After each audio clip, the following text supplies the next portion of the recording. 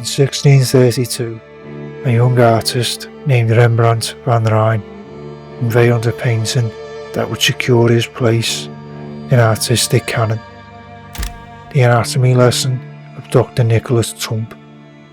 At just 26 years old, Rembrandt transformed a routine scientific demonstration into a dramatic tableau of life, death, and a human curiosity. But this isn't just a group portrait, it's a mirror into the heart of 17th century Amsterdam, where science, spectacle, and status are intersected on a surgeon's table. In the Dutch Golden Age, Amsterdam was thriving, economically, intellectually, and artistically. Dissections were rare public events, held only once a year, in winter, to preserve the body. These lessons were more than medical education. They were social gatherings, where scholars, merchants, and civic leaders would pay to watch the human body revealed. Rembrandt was commissioned by the Amsterdam Guild of Surgeons to paint one such event. His patrons weren't just doctors, they were prominent citizens, and this painting was their group portrait, meant to hang in the Guild's headquarters. But Rembrandt didn't just paint faces, he painted a story.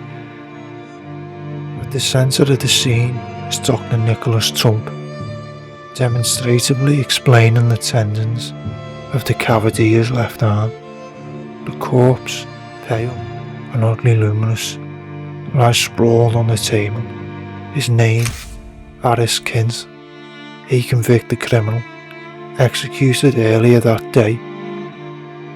The group surrounds the body in a semicircle, almost like apostles at a sacred rite.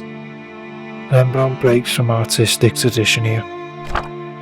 Earlier anatomy paintings often showed rows of stiff, isolated figures. But this feels theatrical. The men are connected by lines of sight and gesture. Light pulls dramatically across the scene, emphasising flesh, cloth, and expression. The viewer becomes a participant in the moment of discovery. Rembrandt was a master of chiaroscuro, the interplay of light and dark. Here, he uses it not just for mood, but for meaning. The brightest elements, the corpse's arm, Dr. Tulp's precise hand, and the open anatomy textbook in a corner. These guide our eyes and frame the painting's narrative. Knowledge, mortality, and the pursuit of truth.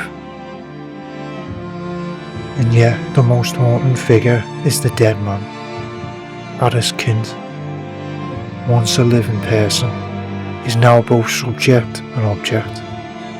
His body a tool for education and art. But Rembrandt renders him with a strange dignity. He is not grotesque, he is serene, almost saint-like.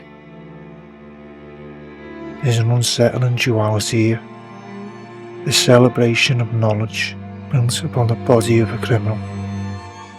It raises questions about who is remembered and who is used.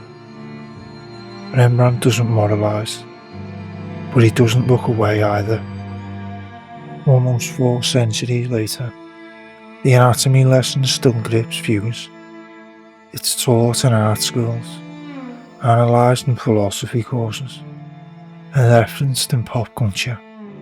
Why? Because it captures something timeless, the tension between the clinical and the human, the rational and the spiritual.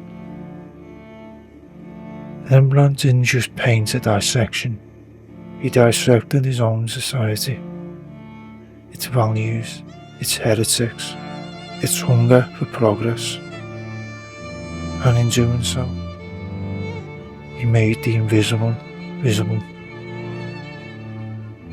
In the play of light and shadow, in the stillness of death and the spark of knowledge, Rembrandt gave us a masterpiece that continues to ask, what does it mean to know? And at what cost?